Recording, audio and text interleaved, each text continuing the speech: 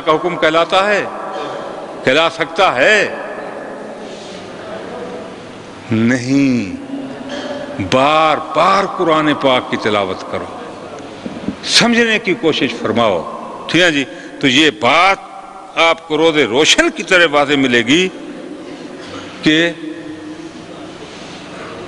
حضور صلی اللہ علیہ وسلم کی اطاعت اللہ کی اطاعت ہے، اور سعادت، فلاح، کامیابی، کامرانی صرف اور صرف نبی پاک کی اطاعت میں. کوئی اور راستہ نہیں جس سے اللہ کو راضی کیا جائے، اللہ کا قرب عطا ہو. ٹھیک ہے جی. اور کوئی راستہ نہیں، راستہ صرف یہی ہے کہ نبی پاک کی غلامی کی جائے.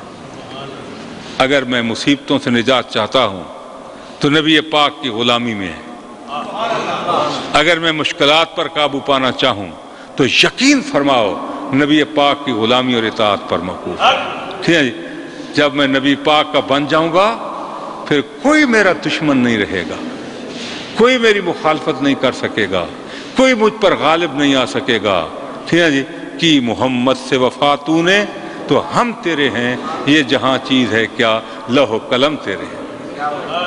ساری کائنات تیری بن جائے گی، تو ایک کا بن جا. کائنات کو اگر تابع کرنا چاہتا ہے تو تو صرف ایک کا بن جا. اور وہ کون؟ اللہ کے پیارے محبوب ہے.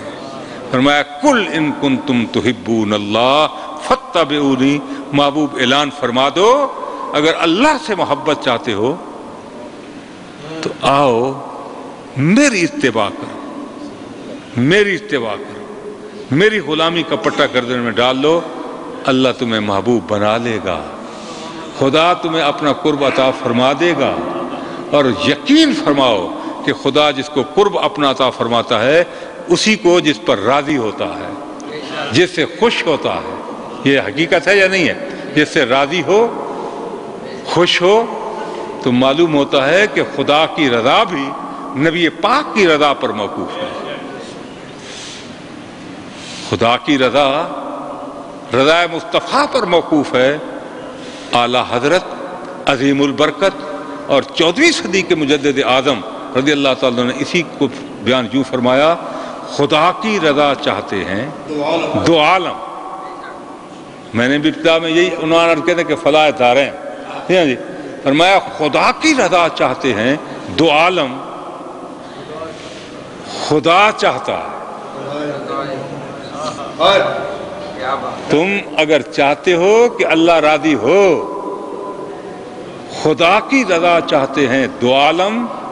خدا چاہتا ہے رضا محمد. تو پھر کس کی رضا خدا کی کس کی رضا پر موقوف ہوئی؟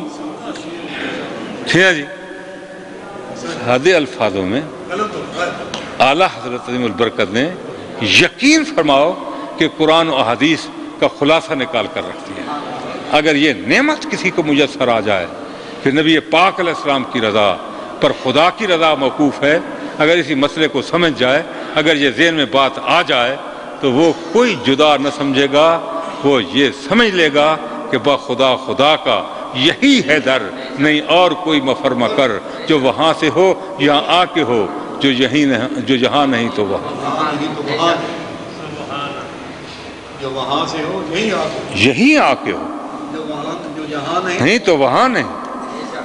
لاکھ کہے کہ میں خدا کو راضی کر رہا ہوں، میں اللہ کے حکم کو مان رہا ہوں، اگر نبی پاک کی غلامی کا پٹا گلے میں نہیں ڈالتا، اطاعت اور اتباع کو قبول نہیں کرتا، تو یقین فرماؤ وہ خدا کا قرب حاصل نہیں کر سکتا، اللہ کو وہ راضی نہیں کر سکتا، اور نہ ہی خدا اس سے راضی ہو سکتا ہے. خداوند قدوس اسی سے راضی ہے جس سے اللہ کا حبیب راضی ہے، جس سے اللہ کا حبیب خوش ہے. ٹھیک ہے جی.